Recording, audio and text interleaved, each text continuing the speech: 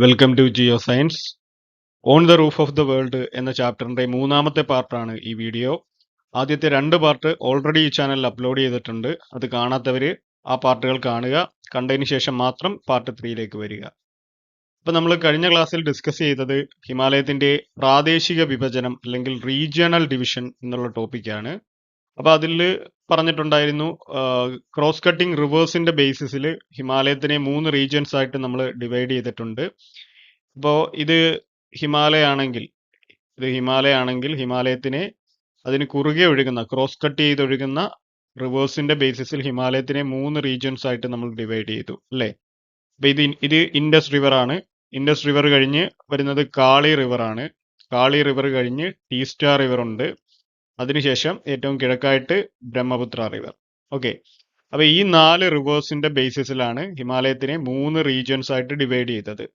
അപ്പൊ ഏറ്റവും വെസ്റ്റിലായിട്ട് വരുന്ന പോർഷൻ ആണ് വെസ്റ്റേൺ ഹിമാലയ എന്ന് നമ്മൾ പറയുന്നത്. വെസ്റ്റേൺ ഹിമാലയ, അത് കഴിഞ്ഞ് സെൻട്രൽ ഹിമാലയ, അത് കഴിഞ്ഞ് ഏറ്റവും കിഴക്കായിട്ട് ഈസ്റ്റേൺ ഹിമാലയ. ഓക്കെ, ഏറ്റവും പടിഞ്ഞാറ് വരുന്ന പടിഞ്ഞാറൻ ഹിമാലയം, നടുക്ക് വരുന്ന മധ്യ ഹിമാലയം, കിഴക്ക് വരുന്നത് കിഴക്കൻ ഹിമാലയം. അപ്പൊ ഇതിൽ വെസ്റ്റേൺ ഹിമാലയം നമ്മൾ കഴിഞ്ഞ ക്ലാസ്സിൽ ഓൾറെഡി പഠിച്ചിട്ടുണ്ടായിരുന്നു. വെസ്റ്റേൺ ഹിമാലയത്തിലെ 3 ഡിവിഷൻസ് നമ്മൾ പഠിച്ചു അല്ലേ. ഏതൊക്കെയായിരുന്നു അത്? ആദ്യം വരുന്ന കാശ്മീർ ഹിമാലയ എന്നുള്ള ഡിവിഷൻ നമ്മൾ പഠിച്ചു. അതിനുശേഷം വെസ്റ്റേൺ ഹിമാലയത്തിൽ വരുന്ന രണ്ടാമത്തെ ഡിവിഷൻ ആയിട്ടുള്ള ഹിമാചൽ ഹിമാലയ നമ്മൾ പഠിച്ചു. അതിനുശേഷം അതിൽ വരുന്ന മൂന്നാമത്തെ ഉത്തരാഖണ്ഡ് ഹിമാലയ. ഈ 3 ഡിവിഷൻസും നമ്മൾ പഠിച്ചിട്ടുണ്ട്. വെസ്റ്റേൺ ഹിമാലയ, പടിഞ്ഞാറൻ ഹിമാലയം എന്ന ടോപ്പിക്ക് നമ്മൾ കവർ ചെയ്തു. ഇനി അടുത്തതായിട്ട് നമ്മൾ പഠിക്കാനായിട്ട് പോകുന്നത് സെൻട്രൽ ഹിമാലയ അല്ലെങ്കിൽ മധ്യ ഹിമാലയം എന്നുള്ള ടോപ്പിക്കാണ്, അല്ലെങ്കിൽ ആ ഒരു റീജിയണൽ ഡിവിഷൻ ആണ് നമ്മൾ പഠിക്കാനായിട്ട് പോകുന്നത്. അപ്പൊ നമുക്ക് ടോപ്പിക്കിലേക്ക് വരാം. Central Himalayas. The part of Himalayas from river Kali to river Teesta is the central Himalayas. അത് നമുക്ക് ഓൾറെഡി അറിയാവുന്ന കാര്യമാണ്. ഇത് ഹിമാലയത്തിന്റെ ഏത് ഭാഗമാണ്? The part of the Himalayas. ഹിമാലയത്തിന്റെ പാർട്ട് എവിടം മുതൽ എവിടം വരെ? From river Kali to river Teesta. River Kali മുതൽ റിവർ ടീസ്റ്റ വരെയുള്ള ഹിമാലയത്തിന്റെ പാർട്ടിനെ വിളിക്കുന്ന പേരാണ് എന്ത്? Is the central Himalayas. അതാണ് സെൻട്രൽ ഹിമാലയാസ് എന്ന് പറയുന്നത്. അപ്പോൾ ഒരു സൈഡിൽ വരുന്നത് കാളി റിവർ ആണ്. ഇത് കാളി റിവർ ആണ്.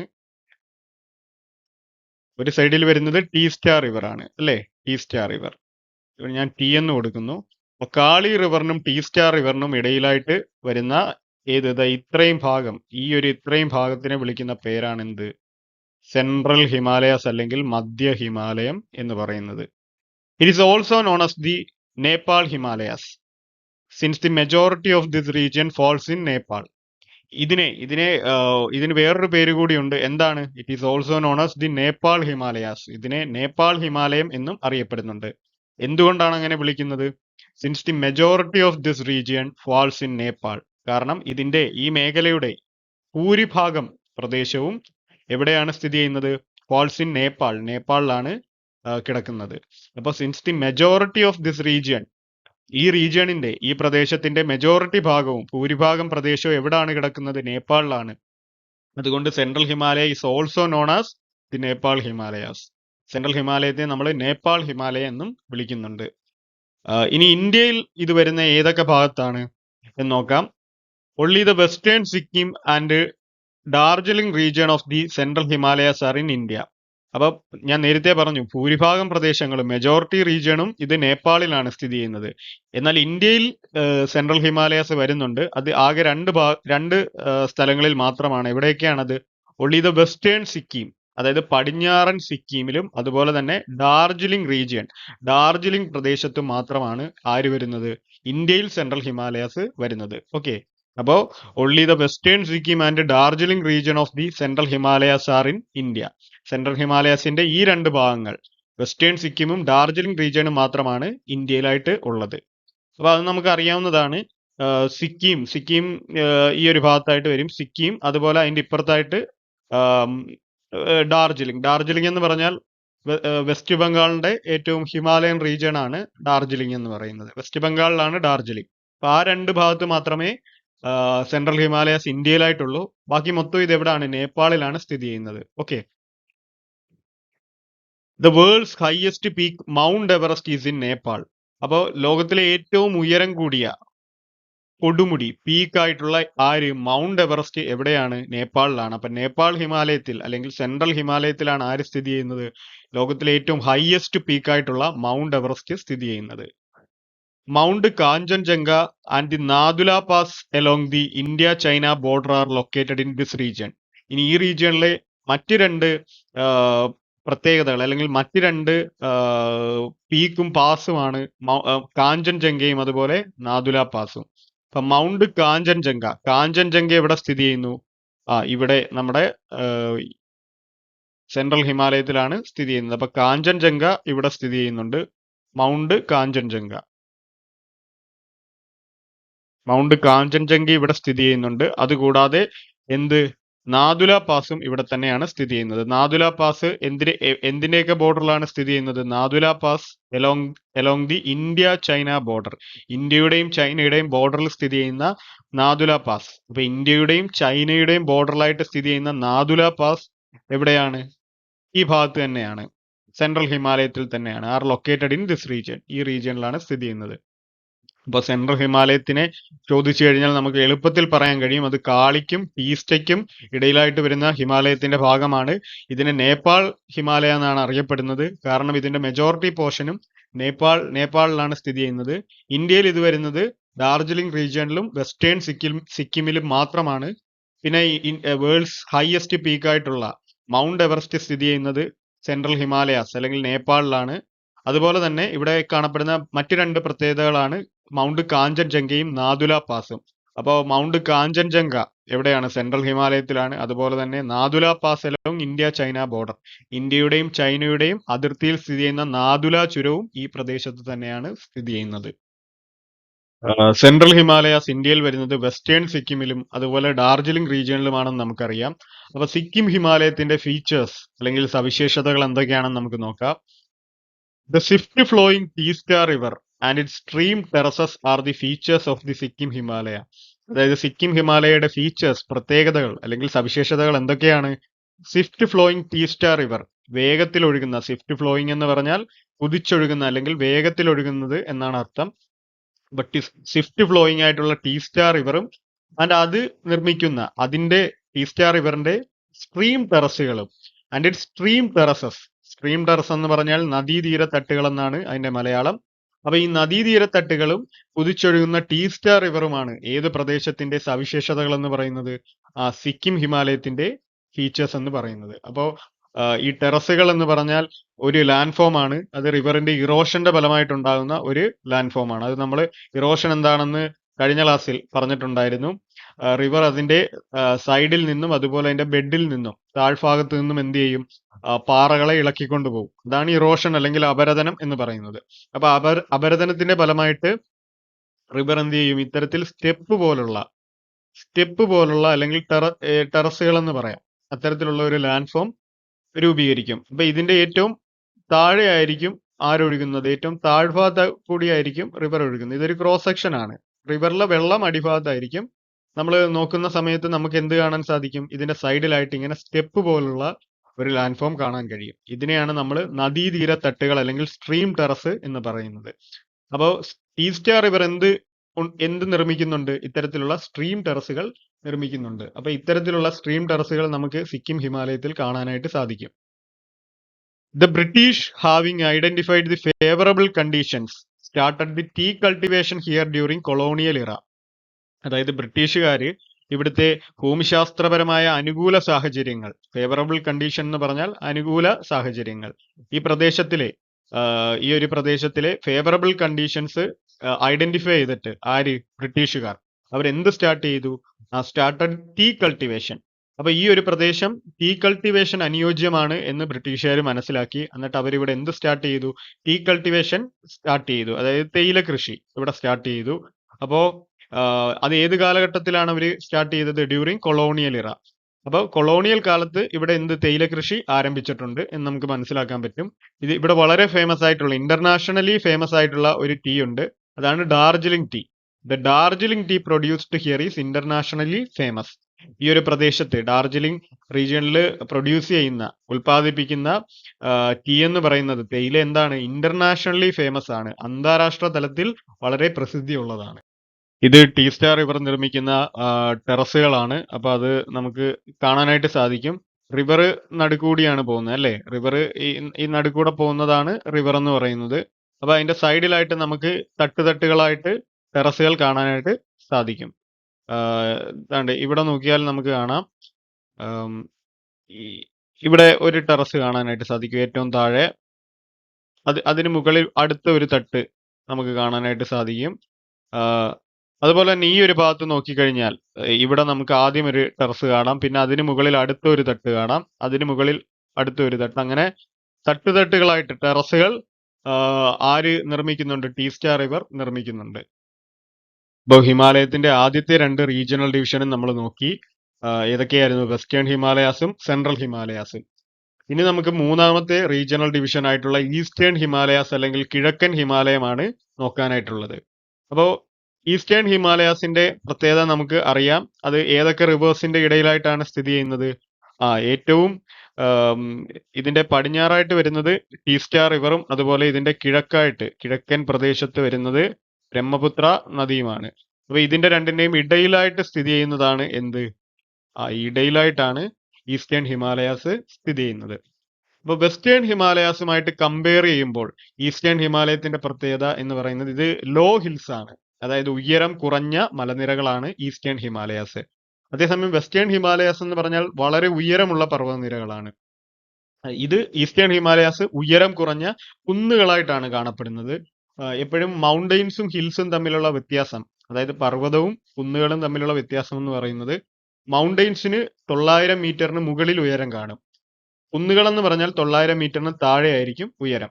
അപ്പൊ ഈ പ്രദേശത്ത് എങ്ങനെയാണ്? ഈ പ്രദേശത്ത് ലോ ഹിൽസ് ആണ് as compared to the western Himalayas. ഇത് എവിടെ മുതൽ എവിടം വരെയാണ് എക്സ്റ്റെൻഡ് ചെയ്യുന്നത്? Extending from river Teesta to river Brahmaputra in the east. അതായത് റിവർ ടീസ്റ്റ മുതൽ കിഴക്ക് ബ്രഹ്മപുത്ര വരെയാണ് ഈ ഒരു ഈസ്റ്റേൺ ഹിമാലയ എക്സ്റ്റെൻഡ് ചെയ്ത് കിടക്കുന്നത്. ഇത് ലോ ഹിൽസ് ആണ്. വെസ്റ്റേൺ ഹിമാലയത്തെ വെച്ച് കമ്പയർ ചെയ്യുമ്പോൾ ഈസ്റ്റേൺ ഹിമാലയസ് ലോ ഹിൽസ് ആണ്. ഇനി ഇതിന് വേറൊരു പേരും കൂടിയുണ്ട്. This is also known as Assam Himalayas. ഇതിനെ വിളിക്കുന്ന പേരാണ് ആസാം ഹിമാലയം. ഇതിനെ നമ്മൾ ആസാം ഹിമാലയം എന്നും അറിയപ്പെടുന്നുണ്ട്. നേരത്തെ നമ്മൾ പഠിച്ചിട്ടുണ്ടായിരുന്നു സെൻട്രൽ ഹിമാലയാസിനെ നമ്മൾ നേപ്പാൾ ഹിമാലയ എന്ന് വിളിക്കുന്നുണ്ട്. അതുപോലെ ഈസ്റ്റേൺ ഹിമാലയാസും അതിനും ഒരു പേരുണ്ട്, അത് ആസാം ഹിമാലയം എന്നാണ്. ഇത് ഇവിടെ വരുന്ന ഹയസ്റ്റ് പീക്ക്, ഏറ്റവും ഉയരം കൂടിയ കൊടുമുടി എന്ന് പറയുന്നത് നംജ ബർവയാണ്. അപ്പൊ നംജ ബർവയാണ് ഈ പ്രദേശത്തെ ഏറ്റവും ഉയരം കൂടിയ കൊടുമുടി എന്ന് പറയുന്നത്. അപ്പോ the highest peak in this region is Namcha Barwa. Okay, Namcha ബർവയാണ്. അതിന് 7756 മീറ്റർ ആണ് അതിന്റെ ഉയരം. ഇനി ഇവിടുത്തെ പ്രധാനപ്പെട്ട നദികൾ ഏതൊക്കെയാണെന്ന് നമുക്ക് നോക്കാം. Brahmaputra, Kameng, Lohit and Subansiri are the important rivers in the eastern Himalayas region. അപ്പൊ ഈസ്റ്റേൺ ഹിമാലയാസിലെ ഇമ്പോർട്ടന്റ് റിവേഴ്സ്, പ്രധാനപ്പെട്ട നദികളാണ് ഏതൊക്കെ? ബ്രഹ്മപുത്രയും അതിന്റെ തന്നെ പോഷക നദികൾ ട്രിബ്യൂട്ടറീസ് ആയിട്ടുള്ള കാമങ്, ലോഹിത് ആൻഡ് സുബൻസിരി. അതുപോലെ ഇവിടെ 2 ചുരങ്ങളാണ് കാണപ്പെടുന്നത്, പ്രധാനമായിട്ടും ബോംഡീല ചുരവും അതുപോലെ തന്നെ ഡിഫു ചുരവും. ഓക്കെ, ബോംഡീല പാസ് ഇവിടെ ഉണ്ട്, അതുപോലെ തന്നെ ഇവിടെ എന്തുമുണ്ട്? ഡിഫു പാസും സ്ഥിതി ചെയ്യുന്നുണ്ട്. അപ്പൊ ഈ ബോംഡീല പാസ് കണക്ട് ചെയ്യുന്നത് അരുണാചൽ പ്രദേശിനെ ലാസയുമായിട്ടാണ്. ലാസ എന്നത് ടിബറ്റിന്റെ ക്യാപിറ്റൽ സിറ്റിയാണ്, ടിബറ്റിന്റെ തലസ്ഥാനമാണ് ഈ ലാസ എന്ന് പറയുന്നത്. അപ്പോൾ അരുണാചൽ പ്രദേശിനെ ലാസയുമായിട്ട് കണക്ട് ചെയ്യുന്ന ചുരമാണ് ബോംഡീല. നമുക്കിവിടെ അത് കാണാനായിട്ട് സാധിക്കും. ഇവിടെ ബോംഡീല ചുരമുണ്ട്, ഈ താഴെയായിട്ട് കാണപ്പെടുന്ന കണ്ടോ, ഈ ചുരമാണ് ബോംഡീല ചുരം. അപ്പൊ ഈ ബോംഡീല ചുരം കണക്ട് ചെയ്യുന്നത് ആരെയൊക്കെയാണ്? അരുണാചൽ പ്രദേശിനെ ടിബറ്റിന്റെ ക്യാപിറ്റൽ ആയിട്ടുള്ള ലാസയായിട്ട് കണക്ട് ചെയ്യുന്ന ചുരമാണ്. അതേസമയം ഡിഫു ചുരം എന്ന് പറയുന്നത്, ഡിഫു പാസ് എന്താണ് കണക്ട് ചെയ്യുന്നത്? Which connects Arunachal Pradesh with Myanmar. Arunachal പ്രദേശിനെ മ്യാൻമാറുമായിട്ട് കണക്ട് ചെയ്യുന്ന ചുരമാണ് ഡിഫു ചുരം. ഇതാണ്ട് ഇവിടെ നോക്കിയാൽ കാണാം, ഡിഫു ചുരം കാണാനായിട്ട് സാധിക്കും. ഇതാണ് ഡിഫു ചുരം, കണ്ടോ, ഇതിന്റെ നടുക്കായിട്ട് വരും. അപ്പൊ ഇത് കണ്ടോ, ഈ ഒരു ഭാഗത്തായിട്ടാണ് ഡിഫു ചുരം വരുന്നത്. അപ്പൊ ഇത് അരുണാചൽ പ്രദേശിനെ മ്യാൻമാറുമായിട്ടാണ് കണക്ട് ചെയ്യുന്നത്. ഓക്കെ, അപ്പൊ ഇവിടുത്തെ പ്രധാനപ്പെട്ട പാസുകൾ Bomdila pass which connects Arunachal Pradesh with Lhasa. Lhasa എന്ന് പറയുന്നത് ക്യാപിറ്റൽ സിറ്റി ഓഫ് ടിബറ്റ് ആണ്. അതുപോലെ തന്നെ മറ്റൊരു പാസ് ആണ് ഇത് Diphu which connects with Myanmar. അത് അരുണാചൽ പ്രദേശിനെ മ്യാൻമാറുമായിട്ട് കണക്ട് ചെയ്യുന്നു. മ്യാൻമാർ ഈ ഭാഗത്തായിട്ടാണ് വരുന്നത്. ആൻഡ് ദീസ് ടു, ഇത് രണ്ടും Bomdila and Diphu are the important passes in this region. ഈ പ്രദേശത്തെ പ്രധാനപ്പെട്ട ചുരങ്ങൾ എന്ന് പറയുന്നത് ഏതൊക്കെയാണ്? ബോംഡീലയും അതുപോലെ ദിഫുവുമാണ്. അപ്പൊ നമ്മൾ ഹിമാലയത്തിന്റെ 3 റീജിയണൽ ഡിവിഷനും കംപ്ലീറ്റ് ചെയ്തിട്ടുണ്ട്.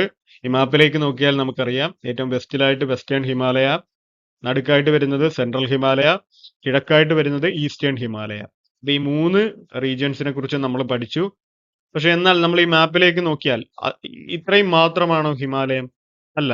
ഹിമാലയം ഈ ഒരു അരുണാചൽ പ്രദേശ് കഴിഞ്ഞ് താഴേക്ക് അത് വളയുന്നുണ്ട് അല്ലേ? അപ്പോ നമുക്ക് ഇതാണ്ട് ഇവിടുന്നാണ് ഹിമാലയം തുടങ്ങുന്നത്. ഹിമാലയം ഇങ്ങനെ നീളത്തിൽ കിടക്കുകയാണ്. പക്ഷെ ഈ അരുണാചൽ പ്രദേശ് എത്തിയതിനു ശേഷം അത് എന്ത് ചെയ്യുന്നുണ്ട്? താഴേക്ക് വളയുന്നുണ്ട്. താഴേക്ക് ഹിമാലയം വളയുന്നുണ്ട്. അപ്പോൾ ഈ ഒരു ഭാഗം, ഈ വളഞ്ഞ അരുണാചൽ പ്രദേശ് മുതൽ താഴെ മിസോറാം വരെ വരുന്ന നോർത്ത് സൗത്ത് ഡയറക്ഷനിൽ കിടക്കുന്ന ഈ ഒരു പ്രദേശത്തെ വിളിക്കുന്ന പേരാണ് പൂർവാചൽ ഹിൽസ്. അപ്പൊ ഹിമാലയം പഠിക്കുന്ന സമയത്ത് നമ്മൾ വെസ്റ്റേണും സെൻട്രലും ഈസ്റ്റേൺ ഹിമാലയാസ് പഠിക്കുന്നതിനൊപ്പം തന്നെ നമ്മൾ എന്തും കൂടി പഠിക്കേണ്ടതായിട്ടുണ്ട്? പൂർവാചൽ ഹിൽസിനെ കുറിച്ച് കൂടി പഠിക്കേണ്ടതായിട്ടുണ്ട്. അപ്പൊ അതെന്താണെന്ന് നോക്കാം. പൂർവാചൽ ഹിൽസ് അല്ലെങ്കിൽ പൂർവാചൽ കുന്നുകൾ. The Himalaya mountains are seen as hills of lesser elevation in the north-south direction from Arunachal Pradesh up to Mizoram. അതായത് അരുണാചൽ പ്രദേശ് മുതൽ മിസോറാം വരെ, ഈ മാപ്പിൽ നോക്കിയാൽ അറിയാം, ഈ മുകളിൽ അരുണാചൽ പ്രദേശ് ആണ്, താഴെ മിസോറാം ആണ്. അപ്പൊ അരുണാചൽ പ്രദേശ് മുതൽ മിസോറാം വരെ ഹിമാലയൻ മൗണ്ടെയിൻസ് എങ്ങനെയാണ് സീൻ ചെയ്യുന്നത്, കാണപ്പെടുന്നത്? Are seen as hills of lesser elevation. അതായത് ലെസർ എലിവേഷൻ എന്ന് പറഞ്ഞാൽ ഉയരം കുറഞ്ഞ ഉയരമുള്ള കുന്നുകളായിട്ട്, ഹിൽസ് ആയിട്ടാണ് ഹിമാലയൻ മൗണ്ടെയിൻസ് അരുണാചൽ പ്രദേശ് മുതൽ മിസോറാം വരെ കാണപ്പെടുന്നത്. ഓക്കെ, അത് ഏത് ഡയറക്ഷനിലാണ്? In the north south direction. Arunachal Pradesh മുതൽ മിസോറാം വരെ നോർത്ത് സൗത്ത് ഡയറക്ഷനിലാണ് ഹിമാലയാസ് കിടക്കുന്നത്. ഡയറക്ഷൻ അറിയാലോ മാപ്പിൽ, മുകളിലേക്ക് പോകുമ്പോൾ നോർത്ത്, താഴേക്ക് വരുമ്പോൾ സൗത്ത്. അപ്പോൾ അരുണാചൽ പ്രദേശ് മുതൽ മിസോറാം വരെ നോർത്ത് സൗത്ത് ഡയറക്ഷനിൽ കിടക്കുന്ന ഹിമാലയത്തിന്റെ പാർട്ടാണ്. ഇതെങ്ങനെയാണ് ഈ കുന്നുകൾ? These are hills of lesser elevation. ഉയരം കുറഞ്ഞ കുന്നുകളാണ്, അല്ലെങ്കിൽ ഉയരം കുറഞ്ഞ എന്താണ്, ഹിൽസ് ആണിത്. അപ്പോൾ ഇതിനെ വിളിക്കുന്ന പേരാണ് Purvachal hills. These hills having an average elevation from 500 to 3000 meters. ഇതിന്റെ ശരാശരി ഉയരം സമുദ്രനിരപ്പിൽ നിന്ന്, മീൻ സീ ലെവലിൽ നിന്നുള്ള ഉയരം എന്ന് പറയുന്നത് 500 to 3000 meters ആണ്. 500 മുതൽ മാക്സിമം 3000 മീറ്റർ വരെ ഇതിന്റെ ഉയരം വരും. അപ്പോ ഈ കുന്നുകളെ വിളിക്കുന്ന പേരാണ്, അല്ലെ, എന്താണ്? ഈ കുന്നുകളെ വിളിക്കുന്ന പേരാണ് പൂർവാചൽ ഹിൽസ്. അപ്പൊ these hills having an average elevation from 500 to 3000 meters. 500 മുതൽ 3000 മീറ്റർ വരെ ഉയരമുള്ള ഈ കുന്നുകളെ ഏതു പേരിൽ അറിയപ്പെടുന്നു? R known as Purvachal hills എന്നാണ് ഇതിനെ വിളിക്കുന്നത്. അപ്പൊ ഇതിലെ പ്രധാനപ്പെട്ട പർവ്വത നിരകൾ ഏതൊക്കെ, അല്ലെങ്കിൽ പ്രധാനപ്പെട്ട കുന്നുകൾ ഏതൊക്കെയാണെന്ന് നമുക്ക് നോക്കാം. Of these the most important are the Patkai boom, the Naga hills, the meso hills and the Manipur hills. അപ്പോൾ ഈ കുന്നുകളിൽ തന്നെ മോസ്റ്റ് ഇമ്പോർട്ടന്റ് ആയിട്ട് ഏറ്റവും പ്രധാനപ്പെട്ടത് ഏതൊക്കെയാണ്? പട്കായി ബും വരുന്നുണ്ട്, ഉണ്ട്. അതുപോലെ തന്നെ നാഗ ഹിൽസ് വരുന്നുണ്ട്. അതുപോലെ തന്നെ മീസോ ഹിൽസ് ഉണ്ട്. അതുപോലെ മണിപ്പൂർ ഹിൽസ്. ഇത് 4 ഇവിടുത്തെ പ്രധാനപ്പെട്ട കുന്നുകൾ എന്ന് പറയുന്നത്. മാത്രമല്ല ഈ പ്രദേശത്താണ് ചിറാപൂഞ്ചിയും അതുപോലെ തന്നെ മൗസിൻറാമും സ്ഥിതി ചെയ്യുന്നത്. ഓക്കെ, അപ്പൊ മൗസിൻറാവും ചിറാപൂഞ്ചിയും സ്ഥിതി ചെയ്യുന്ന എവിടെയാണ്? ഈ പ്രദേശത്താണ്. ഈ 2 പ്രദേശത്തിന്റെ പ്രത്യേകത എന്ന് പറഞ്ഞാൽ Cherrapunji and Mawsynram located here receive the highest rainfall in the world. ഈ 2 പ്രദേശങ്ങൾ ലോകത്തിലെ ഹയസ്റ്റ് റെയിൻഫാൾ, ലോകത്തിൽ തന്നെ ഏറ്റവും കൂടുതൽ റെയിൻഫാള് റിസീവ് ചെയ്യുന്ന സ്ഥലങ്ങളാണ് ചിറാപൂഞ്ചിയും മൗസിൻറാമും. ഇത് മേഘാലയത്തിലാണ് ഇത് സ്ഥിതി ചെയ്യുന്നത്. ഈ ചിറാപൂഞ്ചിയും മൗസിൻറാമും അതിന്റെ പേരിൽ തന്നെ ഉണ്ട്, അല്ലെ, അത് മേഘങ്ങളുടെ ആലയമാണ് മേഘാലയ. അപ്പൊ അവിടെ ഫുള്ള് ക്ലൗഡ്സ് ആണ്. ക്ലൗഡ്സ് വന്ന് എപ്പോഴും മഴയാണ് അവിടെ. അപ്പൊ അതുകൊണ്ട് തന്നെ ചിറാപൂഞ്ചിയും മൗസിൻറാവും ഇത് രണ്ടുമാണ് ലോകത്തിലെ ഏറ്റവും കൂടുതൽ ഹയസ്റ്റ് റെയിൻഫാൾ കിട്ടുന്ന സ്ഥലങ്ങൾ എന്ന് പറയുന്നത്. അപ്പൊ നമുക്ക് ഈ മാപ്പിലേക്ക് നോക്കിയാൽ കറക്റ്റ് ആയിട്ട് മനസ്സിലാക്കാൻ പറ്റും. ആഹ് ഓരോ ഓരോ കുന്നുകളായിട്ട് നമുക്ക് കറക്റ്റ് ആയിട്ട് ഈ മാപ്പിൽ ഐഡന്റിഫൈ ചെയ്യാൻ സാധിക്കും. ഏറ്റവും ഏറ്റവും മുകളിലായിട്ട് വരുന്ന ഈ ഒരു അരുണാചൽ പ്രദേശിന്റെ ഈ ഭാഗത്തായിട്ടാണ് പട്കായ് ബും വരുന്നത്. അതിനുശേഷം നാഗ ഹിൽസ് ഉണ്ട്, അതിനുശേഷം മണിപ്പൂർ ഹിൽസ് ഉണ്ട്, അതിനുശേഷം മീസോ ഹിൽസ് ഉണ്ട്. ഓക്കെ, ഇത് നാലുമാണ് ഇവിടുത്തെ പ്രധാനപ്പെട്ട കുന്നുകൾ. ഇത് കൂടാതെ ഇവിടെ ജയന്തിയ, ഖാസി, ഗാരോ എന്നൊക്കെയുള്ള കുന്നുകളുണ്ട് ഈ മേഘാലയത്തിന്റെ ഭാഗത്ത്. അത് നമുക്ക് അതിനെക്കുറിച്ച് ഡീറ്റെയിൽ ആയിട്ട് പഠിക്കാനില്ല. അപ്പൊ ഇത്രയാണ് പൂർവാചൽ ഹിൽസ്. ഇപ്പൊ നമ്മള് ഹിമാലയത്തിന്റെ റീജിയണൽ ഡിവിഷൻസ് ഏതൊക്കെയാണെന്നുള്ളത് ഡീറ്റെയിൽഡ് ആയിട്ട് ഡിസ്കസ് ചെയ്തു. അപ്പൊ ആ ടോപ്പിക്ക് നമ്മൾ കംപ്ലീറ്റ് ചെയ്തു. ഇനി അടുത്ത ടോപ്പിക്കാണ് നോർത്തേൺ മൗണ്ടൈൻ റീജിയണിന്റെ ക്ലൈമറ്റ് അല്ലെങ്കിൽ കാലാവസ്ഥ എന്നുള്ളത് എന്താണെന്ന് നമുക്ക് നോക്കാം. അപ്പൊ ഇവിടെ പറയുന്നുണ്ട്, the Himalayas forming India's northern boundary along with the other continuous mountains together makes a climatic divide between the Indian subcontinent and Central Asia. അതായത് ഹിമാലയാസ് എന്ന് പറയുന്നത് എന്താണ്? ഇന്ത്യയുടെ വടക്കേ അതിരാണ്, നോർത്തേൺ ബൗണ്ടറി ആണ്. Himalayas forming India's northern boundary. അപ്പൊ അതിന്റെ കൂടെ ഹിമാലയത്തിന്റെ കൂടെ ആരും ചേരുന്നു? Along with the other continuous mountains. ഹിമാലയത്തിന്റെ കൂടെ മറ്റു ചില കണ്ടിന്യൂസ് ആയിട്ടുള്ള മൗണ്ടെയിൻസ് ഉണ്ട്, തുടർ പർവ്വതങ്ങളുണ്ട്. നമ്മൾ പഠിച്ചിട്ടുള്ളതാണ് അല്ലേ? അപ്പോൾ ഹിമാലയാസും ഈ മറ്റു ചില അതിന്റെ കൂടെയുള്ള തുടർ പർവ്വതങ്ങളും കണ്ടിന്യൂസ് മൗണ്ടെയിൻസും കൂടി ചേർന്ന് എന്ത് നിർമ്മിക്കുന്നു? Together makes A climatic divide, ഒരു കാലാവസ്ഥാ വിഭാജകം നിർമ്മിക്കുന്നു. അല്ലെങ്കിൽ ഒരു കാലാവസ്ഥാ വിഭാജകമായിട്ട് ഹിമാലയത്തിന്റെ കൂടെയുള്ള കണ്ടിന്യൂസ് മൗണ്ടെയിൻസും പ്രവർത്തിക്കുന്നു. ആർക്കൊക്കെ ഇടയിൽ? Between the Indian sub continent and central Asia. അതായത് ഇന്ത്യൻ ഉപഭൂഖണ്ഡത്തിനും സെൻട്രൽ ഏഷ്യക്കും ഇടയിൽ. അപ്പൊ നമ്മളത് വരച്ചു നോക്കുകയാണെങ്കിൽ ഇതിപ്പം ഹിമാലയാസ് ഇങ്ങനെ കിടക്കുകയാണ്. ഹിമാലയത്തിന്റെ കൂടെ ഒരുപാട് തുടർ പർവ്വതങ്ങൾ അങ്ങോട്ടും ഇങ്ങോട്ടും ഒക്കെ പോകുന്നുണ്ട് അല്ലേ? അപ്പോ ഇത് ഇന്ത്യൻ സബ് കോണ്ടിനെന്റ് ആണ്. ഹിമാലയത്തിന് താഴെയായിട്ട് വരുന്നതാണ് ഇന്ത്യൻ ഉപഭൂഖണ്ഡം.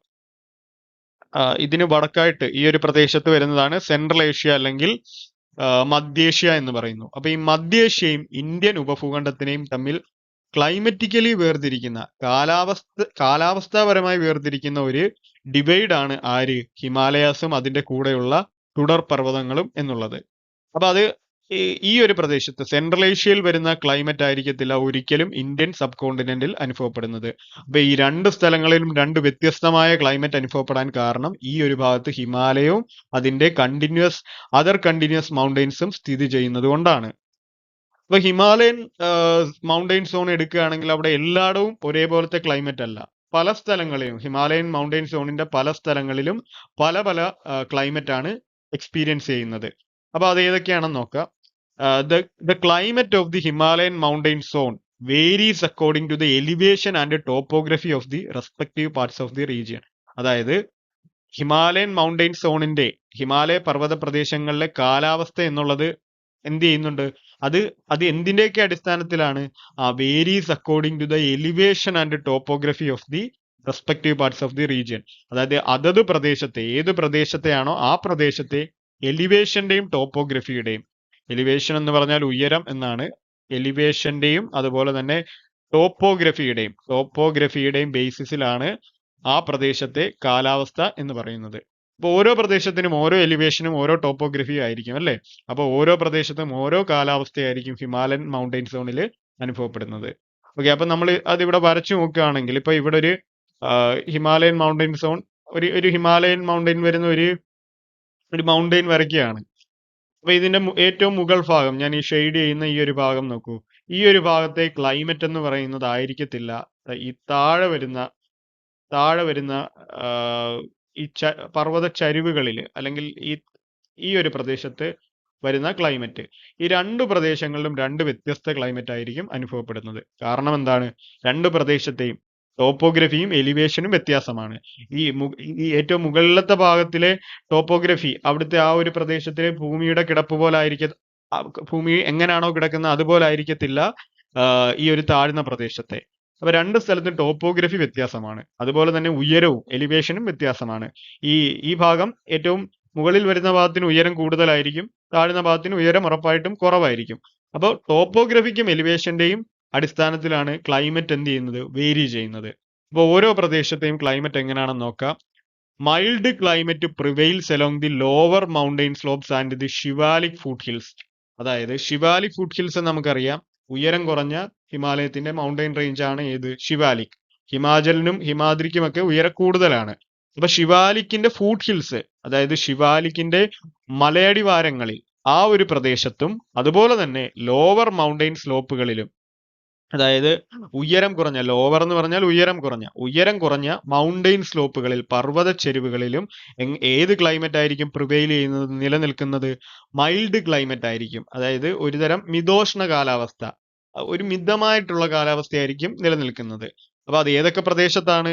ലോവർ മൗണ്ടെയിൻ സ്ലോപ്പുകളിൽ, ഉയരം കുറഞ്ഞ പർവ്വത ചെരുവുകളിലും അതുപോലെ തന്നെ ഷിവാലിക് ഫുഡ് ഹിൽസിലും, ഷിവാലിക്കിന്റെ ആണ് ഏത് തരം ക്ലൈമറ്റ്? മൈൽഡ് ക്ലൈമറ്റ് നിലനിൽക്കുന്നത്. മൈൽഡ് ക്ലൈമറ്റിന്റെ പ്രത്യേകത അവിടെ ഭയങ്കര ഉയർന്ന ചൂടും വളരെ കുറഞ്ഞ അല്ലെങ്കിൽ വളരെ ഉയർന്ന തണുപ്പും അങ്ങനെ ഉള്ള ഒരു കണ്ടീഷൻ വരുത്തില്ല. എപ്പോഴും ഒരു മിതമായിട്ടുള്ള, നമുക്ക് സഹിക്കാൻ പറ്റുന്ന തരത്തിലുള്ള ഒരു ചൂടും തണുപ്പും മാത്രമേ വരൂ.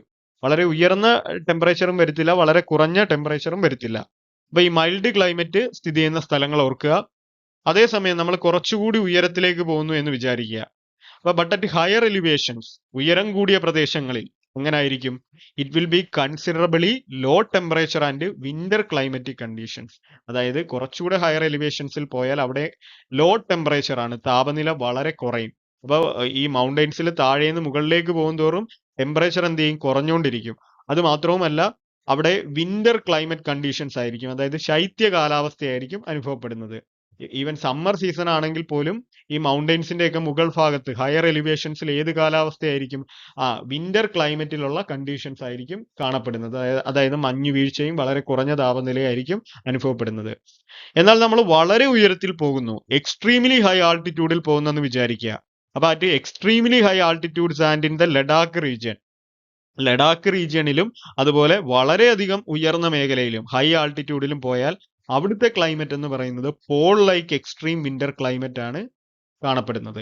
ഓക്കെ, അപ്പോ at extremely high altitudes and in the Ladakh region pole like extreme winter climate is experienced. Pole like extreme winter എന്ന് പറഞ്ഞാൽ ധ്രുവ സമാനമായ തീവ്ര ശൈത്യ കാലാവസ്ഥ എന്ന് പറയും. അതായത് പോളാർ റീജിയൻ നമുക്കറിയാമല്ലോ, നോർത്ത് പോളോ സൗത്ത് പോളോ, അവിടെ എങ്ങനെയാണ്? വർഷം മുഴുവൻ മഞ്ഞ് മൂടി കിടക്കുകയാണ് അല്ലേ? അതിതീവ്രമായ ശൈത്യമാണ് അവിടെ ഏത് സീസണിലും അനുഭവപ്പെടുന്നത്. അപ്പോൾ അതുപോലെ വളരെ ഫുൾ ടൈം മഞ്ഞ് മൂടി എക്സ്ട്രീം ആയിട്ടുള്ള വിന്റർ ക്ലൈമറ്റ് ആയിരിക്കും വളരെ ഉയരം കൂടിയ ഹിമാലയത്തിൽ തന്നെ ഏറ്റവും ഉയരം കൂടിയ പ്രദേശങ്ങളിൽ അനുഭവപ്പെടുന്നത്. അത് വർഷം മുഴുവനും മഞ്ഞ് മൂടിയായിരിക്കും കാണപ്പെടുന്നത്. അപ്പൊ അടുത്തതായിട്ട് ഹിമാലയത്തിൽ മൺസൂൺ മഴ ഏതൊക്കെ പ്രദേശങ്ങളിലാണ് ലഭിക്കുന്നത് എന്ന് നമുക്ക് നോക്കാം. ചെറിയ ക്ലാസ് തൊട്ടേ നമ്മൾ മൺസൂണിനെ കുറിച്ച് പഠിക്കുന്നതാണ്.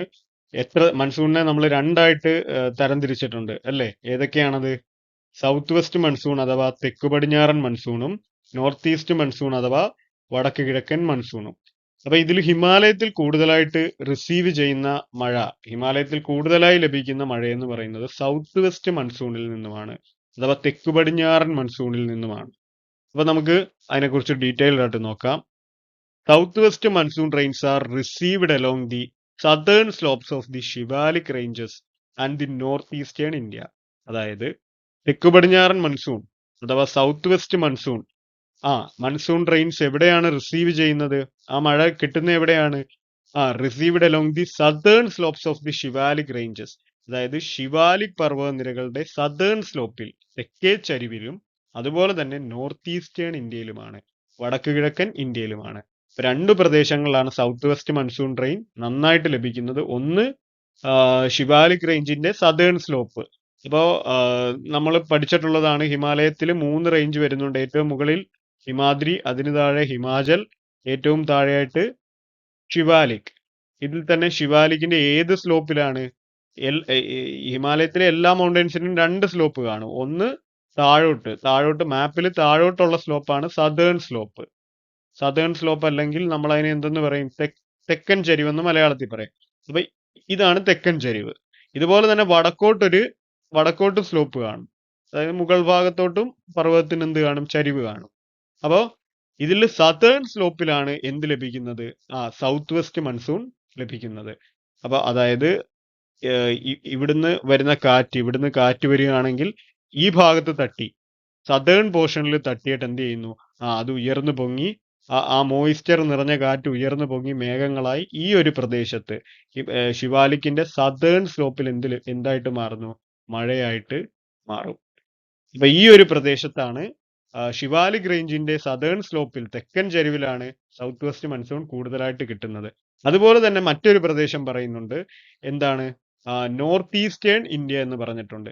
നോർത്ത് ഈസ്റ്റേൺ ഇന്ത്യ എന്ന് പറഞ്ഞു കഴിഞ്ഞാൽ ഇതാണ്ട് ഈ വടക്ക് കിഴക്കൻ സംസ്ഥാനങ്ങളെല്ലാം കൂടി ചേർന്ന് വരുന്ന ഇത്രയും പ്രദേശമാണ് നോർത്ത് ഈസ്റ്റേൺ ഇന്ത്യ. ഈ മാപ്പിലേക്ക് നോക്കുക. അപ്പോൾ ഈ സംസ്ഥാനങ്ങളെല്ലാം കൂടി ചേർന്ന് വരുന്നതാണ് നോർത്ത് ഈസ്റ്റേൺ ഇന്ത്യ, വടക്ക് കിഴക്കൻ ഇന്ത്യ. അപ്പോൾ ഈ രണ്ട് പ്രദേശങ്ങളിൽ ശിവാലിക്കിന്റെ സദേൺ സ്ലോപ്പിലും നോർത്ത് ഈസ്റ്റേൺ ഇന്ത്യയിലുമാണ് സൗത്ത് വെസ്റ്റ് മൺസൂൺ കിട്ടുന്നത്. ഇനി സ്നോഫാള് ഇന്ത്യയിൽ കിട്ടുന്നുണ്ട്, മഞ്ഞുവീഴ്ച. അത് എവിടെയാണെന്ന് നോക്കാം. Snowfall is common in the higher regions of the mountains. അതായത് പർവ്വതങ്ങളുടെ ഹയർ റീജിയൻസിൽ, ഉയരമേറിയ ഭാഗങ്ങളിൽ എന്ത് കോമൺ ആണ്, സ്നോഫാള് കോമൺ ആണ്. സ്നോഫാള് സ്ഥിരമായിട്ട് അല്ലെങ്കിൽ വളരെ എപ്പോഴും നമുക്ക് സ്നോഫാൾ അവിടെ കാണാനായിട്ട് സാധിക്കും. അപ്പൊ പർവ്വതങ്ങളുടെ ഉയരമേറിയ ഭാഗങ്ങളിൽ മഞ്ഞുവീഴ്ച എന്താണ്, കോമൺ ആണ്, സാധാരണമാണ്. Snowfall is common in the higher regions of the mountains. ഇതിപ്പം ഒരു മൗണ്ടെയിൻ ആണെങ്കിൽ ഈ മൗണ്ടെയിന്റെ ഏറ്റവും മുകൾ ഭാഗത്തായിരിക്കും ഏത് കൂടുതലായിട്ട് കാണുന്നത്, മഞ്ഞുവീഴ്ച കൂടുതലായിട്ട് കാണപ്പെടുന്നത്. ഓക്കെ, ഇനി എങ്ങനെയാണ് മൺസൂൺ വിൻഡുകൾ വടക്ക് കിഴക്ക് നോർത്ത് ഈസ്റ്റേൺ ഇന്ത്യയിൽ മഴ നൽകുന്നത് എന്ന് നമുക്ക് നോക്കാം. The monsoon winds blowing from the Bay of Bengal get trapped in between the Assam Himalayas and the Purvachal Hills. അതായത് ഇവിടെ പറയുന്നത് നമ്മുടെ ബേ ഓഫ് ബംഗാളിന്റെ സ്ഥാനം എല്ലാവർക്കും അറിയാമെന്ന് വിശ്വസിക്കുന്നു. ബേ ഓഫ് ബംഗാൾ എന്ന് പറയുമ്പോഴത്തേക്കും വേണ്ട ഇത്രയും ഈ ഭാഗത്തായിട്ട് വരുന്ന ഓഷൻ ആണ് അല്ലേ, ഓഷൻ അല്ല, കടൽ. ഇന്ത്യൻ സമുദ്രത്തിന്റെ ഭാഗമായിട്ട് വരുന്ന കടലാണ് ബേ ഓഫ് ബംഗാൾ. അപ്പൊ ഇത് ഇവിടുത്തെ ബംഗ്ലാദേശിനും താഴെയായിട്ടാണ് വരുന്നത്, ഇന്ത്യയുടെ സൈഡിലായിട്ട് വരും. അപ്പൊ ഈ ബേ ഓഫ് ബംഗാളിൽ നിന്ന് വരുന്ന മൺസൂൺ വിൻഡ്, കാറ്റ് എന്ത് ചെയ്യുന്നു, ഇങ്ങോട്ടേക്ക് വരുന്നുണ്ട് അല്ലെ. ഇവിടുന്ന് നീരാവി നിറഞ്ഞ കാറ്റ് ഇങ്ങോട്ടേക്ക് വരും, മുകളിലേക്ക് വടക്കോട്ട് വരും. അപ്പോ the monsoon winds blowing from the bay of Bengal get trapped in between the Assam Himalayas and Purvachal hills. ഇവിടെ നിന്ന് ബേ ഓഫ് ബംഗാളിൽ നിന്ന് വരുന്ന കാറ്റ് എന്തിന്റെയൊക്കെ ഇടയിൽ ട്രാപ്പ് ചെയ്യപ്പെടുന്നു, ആസാം ഇടയിലും അതുപോലെ തന്നെ പൂർവാചൽ ഹിൽസിന് ഇടയിലും. അപ്പൊ between the Assam Himalayas and the Purvachal hills. അപ്പൊ അതിന്റെ സ്ഥാനം നമുക്ക് കറക്റ്റ് ആയിട്ട് അറിയാവുന്നതാണ്, നമ്മൾ നേരത്തെ പഠിച്ചിട്ടുള്ളതാണ് അല്ലെ. ആസാം ഹിമാലയസ് ഏത് ഭാഗത്തായിട്ടാണ് വരുന്നത്, ഈ ഭാഗത്തായിട്ടാണ്, ആസാമിന്റെ ആ ഒരു ഭാഗത്തായിട്ടാണ് വരുന്നത്. അത് നമ്മൾ നേരത്തെ പഠിച്ചതാണ്, റീജിയണൽ ഡിവിഷനിൽ നമ്മൾ പറഞ്ഞു ഈസ്റ്റേൺ ഹിമാലയത്തിന് വിളിക്കുന്ന പേരാണ് ആസാം ഹിമാലയ. അപ്പൊ ഈ ഈസ്റ്റേൺ ഹിമാലയം തന്നെയാണ് ആസാം ഹിമാലയ. അപ്പൊ ആസാം ഹിമാലയത്തിനും അതുപോലെ തന്നെ പൂർവാചൽ ഹിൽസ് എന്ന് പറഞ്ഞാൽ ഇവിടുന്ന് താഴേക്ക് കിടക്കുന്ന കുന്നുകളാണ് പൂർവാചൽ ഹിൽസ്. മാത്രമല്ല ഈ മേഘാലയയുടെ അടുത്തും കുറച്ച് പൂർവാചൽ ഹിൽസിന്റെ ഭാഗങ്ങൾ വരുന്നുണ്ട്. അപ്പൊ ഇതിന്റെ ഇടയിലുള്ള പ്രദേശങ്ങളിൽ ഈ ഈസ്റ്റേൺ ഹിമാലയ അല്ലെങ്കിൽ ആസാം ഹിമാലയത്തിന്റെയും പൂർവാചൽ ഹിൽസിന്റെയും ഇടയിലുള്ള പ്രദേശങ്ങളിൽ ആണ് ബംഗാൾ ഉൾക്കടലിൽ നിന്നും വരുന്ന മോയിസ്ചർ നിറഞ്ഞ, നീരാവി നിറഞ്ഞ കാറ്റ് എന്ത് ചെയ്യപ്പെടുന്നത്, ട്രാപ്പ് ചെയ്യപ്പെടുന്നത്. ഓക്കെ, അതായത് ഈ ഒരു പ്രദേശത്തായിട്ട് ട്രാപ്പ് ചെയ്യപ്പെടും, ഇതിന്റെ ഇടയിലുള്ള പ്രദേശങ്ങളിലായിട്ട് ട്രാപ്പ് ചെയ്യപ്പെട്ടാൽ എന്താണ് സംഭവിക്കുന്നത്, as a result most of its moisture reaches back to the earth as rain. അതിന്റെ ഫലമായിട്ട് ഈ വിൻഡിന്റെ തന്നെ മോസ്റ്റ് ഓഫ് ഇറ്റ്സ് മോയിസ്ചർ, ഈ വിൻഡിന്റെ ഭൂരിഭാഗം മോയിസ്ചറും നീരാവി എന്ത് ചെയ്യുന്നു, ഭൂമിയിലേക്ക് വരുന്നു. റീച്ചസ് ബാക്ക് ടു എർത്ത് എങ്ങനെ, as rain, മഴയായിട്ട്. അതായത് ഒന്നുമില്ല, ഈ കാറ്റുകൾ എവിടെ വന്ന് ഈ പർവ്വനിരകൾക്കിടയിൽ ട്രാപ്പ് ചെയ്യപ്പെട്ട് എന്ത് ചെയ്യുന്നു, പർവ്വതനിരയിൽ ഇടിക്കുമ്പോൾ അത് ഉയർന്നു പൊങ്ങും, മുകളിലേക്ക് ഉയർന്നു പൊങ്ങുമ്പോൾ നീരാവി നിറഞ്ഞ കാറ്റാണ്, മോയിസ്ചർ നിറഞ്ഞ കാറ്റാണ്. അത് മുകളിലേക്ക് ഉയർന്നു പൊങ്ങുമ്പോൾ അതെന്ത് ചെയ്യുന്നു, നീരാവി തണുത്ത് കണ്ടൻസ് ചെയ്ത് ഘനീഭവിച്ച് എന്തായി മാറും, മേഘങ്ങളാവുന്നു. ആ മേഘങ്ങൾ ഈ ഒരു പ്രദേശത്ത് എന്ത് തരുന്നു, നല്ല മഴ തരുന്നു. അപ്പൊ ഈ വരുന്ന നീരാവി എല്ലാം ഈ പ്രദേശത്ത് മഴയായിട്ട് ഭൂമിയിലേക്ക് തിരിച്ചു പതിക്കുന്നു. അപ്പോൾ the moisture reaches back to earth, തിരിച്ച് ബാക്ക് ടു എർത്ത്, എർത്തിലേക്ക് തന്നെ വരുന്നു. ഏത് രൂപത്തിൽ? മഴയുടെ രൂപത്തിൽ. അപ്പൊ ഈ ഒരു പ്രദേശത്ത് നല്ല രീതിയിൽ എന്ത് കിട്ടും? നോർത്ത് ഈസ്റ്റ് ഇന്ത്യയിൽ മഴ കിട്ടും. Hence, the northeastern India, especially the Meghalaya plateau, receives heavy rainfall.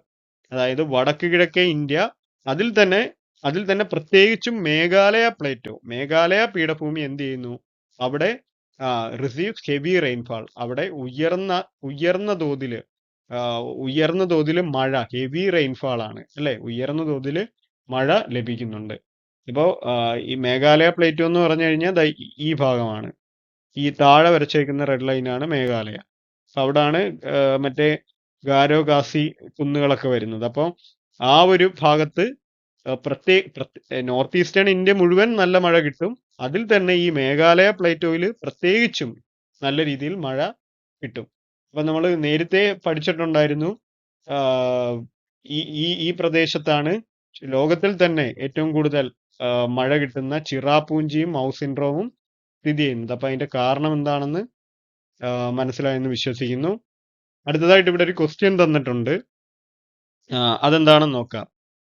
Y are there numerous hill stations in the Himalaya mountains?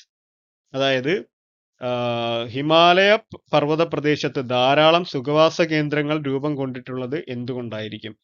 അപ്പോൾ കുറേയധികം ഹിൽ സ്റ്റേഷൻസ് നമ്മൾ ഓരോന്നിന്റെ പേര് പഠിച്ചിട്ടുണ്ടായിരുന്നു അല്ലേ? ഷിംല പോലുള്ള ഒരുപാട് ഹിൽ സ്റ്റേഷൻസ് ഹിമാലയം റീജിയണിൽ കാണപ്പെടുന്നുണ്ട്. ന്യൂമറസ് ഹിൽ സ്റ്റേഷൻസ് ഉണ്ട്. എന്തുകൊണ്ടാണ് ഇത്തരത്തിൽ ഒരുപാട് സുഖവാസ കേന്ദ്രങ്ങൾ ഹിമാലയത്തിലുള്ളത് എന്നാണ് ചോദിച്ചിട്ടുള്ളത്. അപ്പൊ അതിന്റെ ആൻസർ അവിടുത്തെ ക്ലൈമറ്റ് ആണ്.